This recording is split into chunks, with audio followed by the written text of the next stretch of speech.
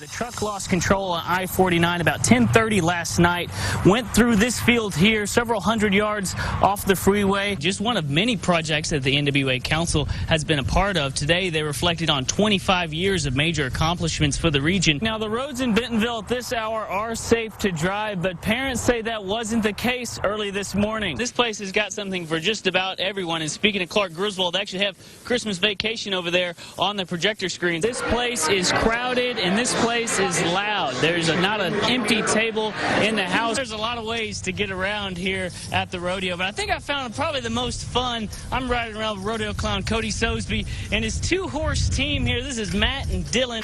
Hey guys, so the snowfall here at Wilson Park, only a few inches, not great for building snowmen or throwing snowballs, but the conditions were just right for some great sledding. Pressing it down here, and once I get that in, the window should shut.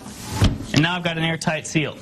Officers caught up with Hood, like you said, in Jane, Missouri. Now that's in McDonald County, and that happened at about 11 o'clock this morning. Multiple agencies assisted in this search. All of your saved files, pictures, songs, emails, contacts, everything suddenly locked. And the only way to get the key is to pay hundreds of dollars to an unknown person. To get an idea of what training is like, these guys are going to help me get suited up.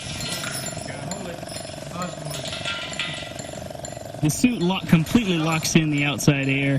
When temperatures well into the 90s, it gets hot very quickly in these suits. Yesterday, employees worked for hours, stacking over 40 bags of sand around the door just to keep the water out. So just to get an idea of how high this water is, this satellite dish behind me under normal conditions is 14 feet in the air. Now for me, I'm going to go get a few more runs in before I call it a night. So I'm going to go ahead and send it back over to you guys.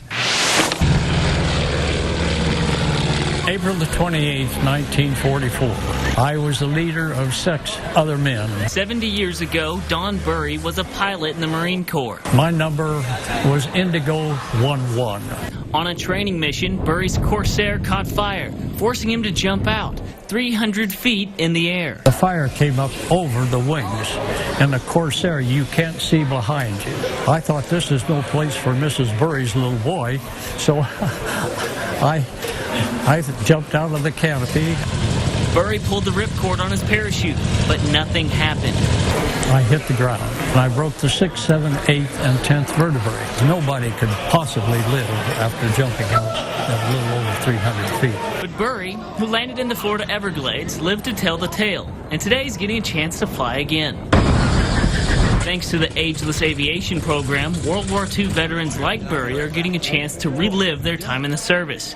Daryl Fisher founded the program and travels the country with this plane that his grandfather bought in 1946. We give them a thrill and thank them for their service to our country and what they've done, you know, to fight for our freedoms. Now these vets are going to be going up in a 1940 Stearman.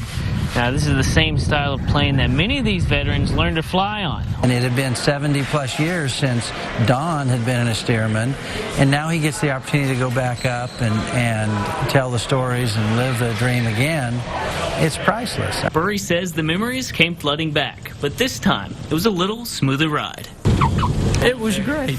It really was something I never dreamed I would get to do. I just took everything in. I watched all the instruments and everything, just as though I was flying it. I had no idea I would get to do anything like that. But here I am, 92 years old.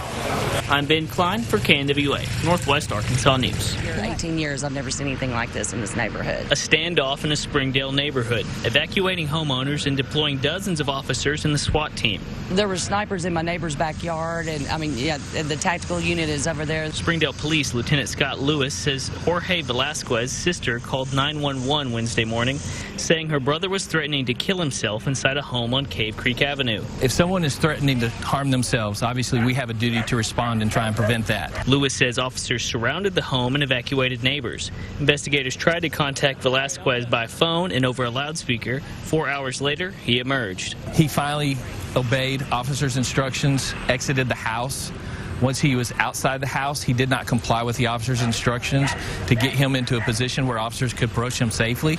We did deploy a taser. Neighbors were relocated up the street. Alita Travis says she's shocked by what's happened. I opened my garage, which faces the road that it's on. A police officer immediately stepped inside and asked me to go ahead and go back in my house. And then probably about 30 minutes later, they came and evacuated me and my son. It's kind of crazy. Just you and nature in the wilderness.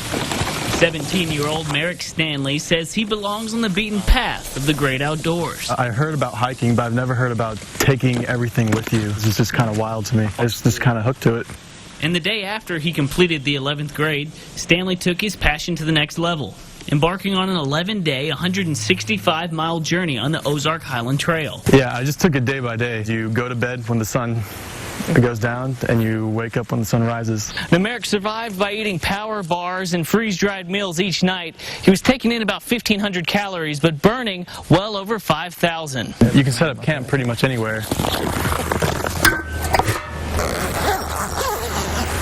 Oh yeah, you're exhausted every night, so you get to sleep pretty much within 10 minutes. I felt so accomplished almost after every day, and then it would just be nice after a long hike to just sleep. But Stanley says the lingering days and miles of trail wasn't the hardest part of the journey. There was a stretch of 5 days, I remember, I didn't see or talk to anybody. I would talk to myself a little bit, and it was actually pretty therapeutic. I thought I felt better afterward because I didn't say a single word for like 2 or 3 days. Yeah, I even named my staff. His name's Stud. Stud the staff. On the final stretch, Stanley says he was in disbelief, and this trip won't be his last. Wow, did I really just do that entire thing? This is definitely not the last. This is definitely the first of my adventures. I'm Ben Klein for KNWA, Northwest Arkansas News.